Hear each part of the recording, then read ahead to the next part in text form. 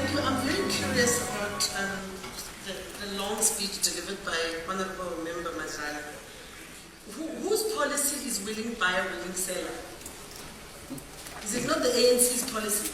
I don't understand why the member is standing here and lamenting long crocodile tears about how white people are hogging the land and how the opulence of Gulf estates is an insult.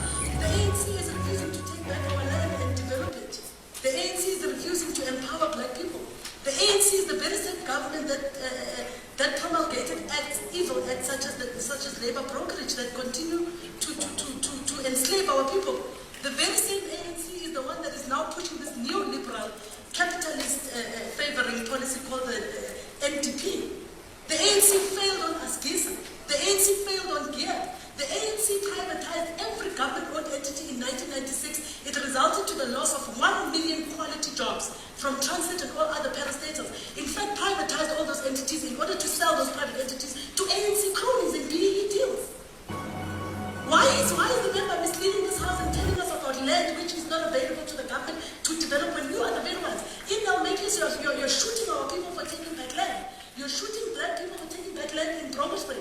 In fact, in Bromosbury, they bought that land from the chief. The chief yesterday went to the Tswana High Court, took the government, the ANC government to court, and won the case against you, and actually held you and forced your Tswana municipality to withhold the shootings on our people. So please don't mislead us. It's very disingenuous. In fact, it's very heartbreaking to have to sit here and listen to all of this. You are misleading our people, lying to them day in, day out. The land belongs to us. Take it back. The EFF has given you 6% nationally to say we will give it two-thirds majority, take back the land, and responsibly redistribute it. And industrialize. You're not going to industrialize this nation in the air. You need land to industrialize it. So don't sit here and tell us about policies that are not working as though they are our policies. They are your policies. Take ownership for it and stop blaming these people. The white people are taking advantage because you allow them. In fact, they're taking advantage because they are also giving you BE deals that you are benefiting from. Now you want to sit here and make it look like you are victims.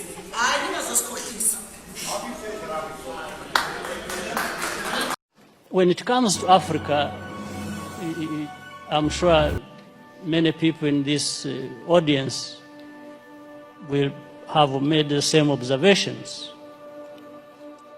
I think we must take responsibility and accept our failures in dealing with these matters. For example, relating to what President Obasanjo has just said, on the case of Boko Haram, or you can use that for many other cases. For me, when I'm watching on television, and I find our leaders who should have been working together all along to address these problems that commonly affect their countries, wait until they are invited to go to Europe to sit there and just,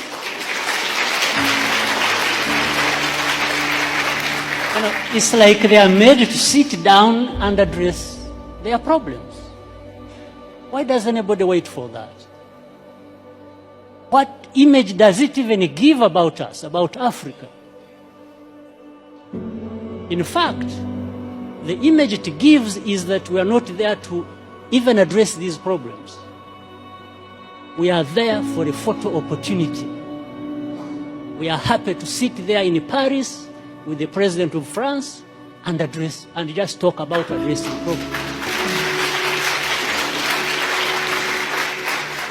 It doesn't make sense that our leaders cannot get themselves together to address problems affecting our people.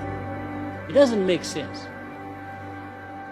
Of course, I'm saying this painfully. On the other hand, that well, I look forward for the time when I can be like the two former presidents. I think they are more free to say things than I do. Being where they are and me being where I am. So I tend to remain with some reservations about what I have to say, because but I think there is that serious problem.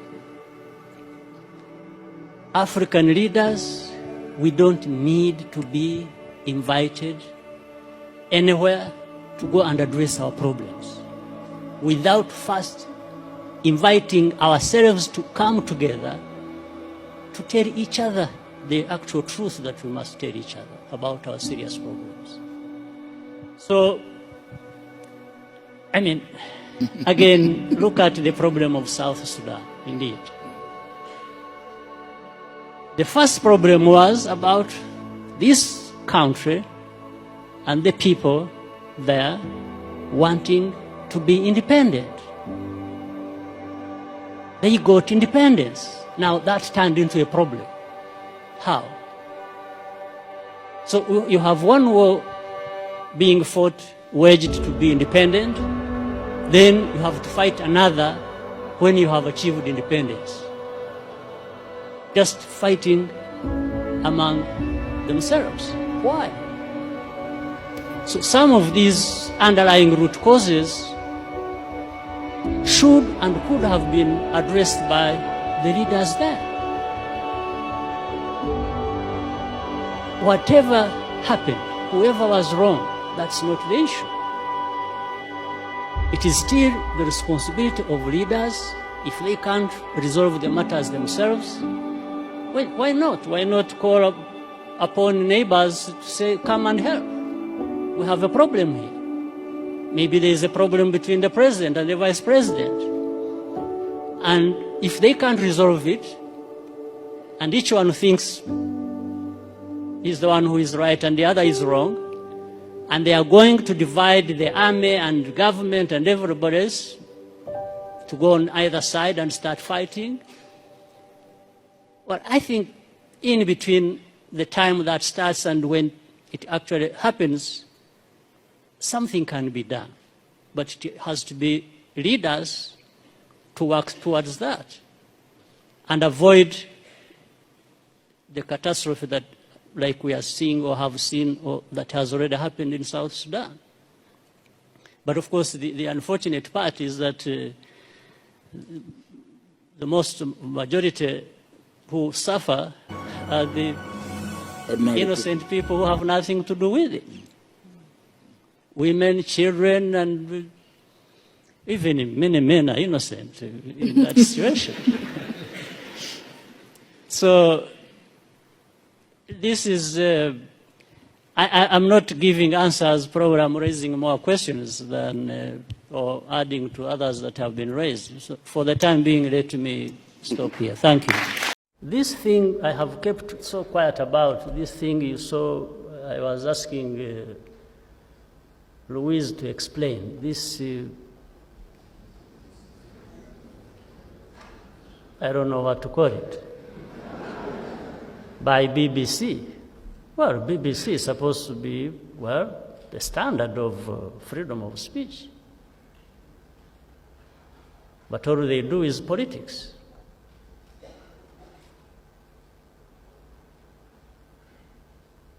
They belittle people. We are not people to be belittled at all. They are no better than anybody. We have fought for our freedoms right from childhood, some of us.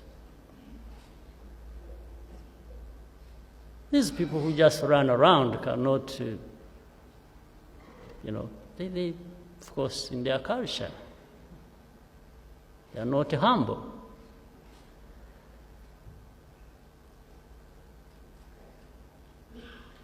They think they are better than everybody else. Well, it's not God-given. God created us equal.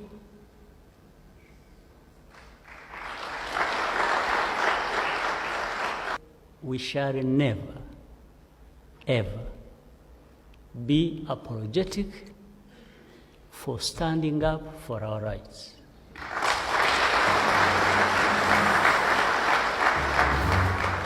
And there are no better people than us in our own country, in our affairs.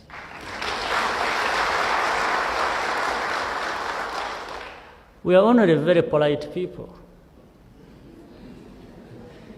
Very polite, very humble. This is how we have grown up. This is our culture. This is our tradition.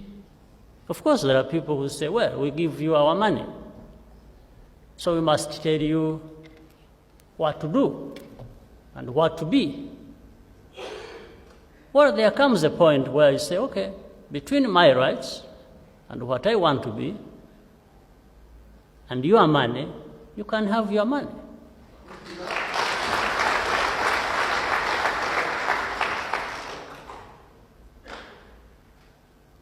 But of course, also that tells you the truth. The hypocrisy, the double standards, the lies. People tell you they give you their money because they are interested in your well-being. But I can't have my well-being without having my rights. I can't have my well-being when you dictate to me every day what I should do and what I should be and how. So you can have it. I have my freedom too. I have my freedom to be. You can't take it away.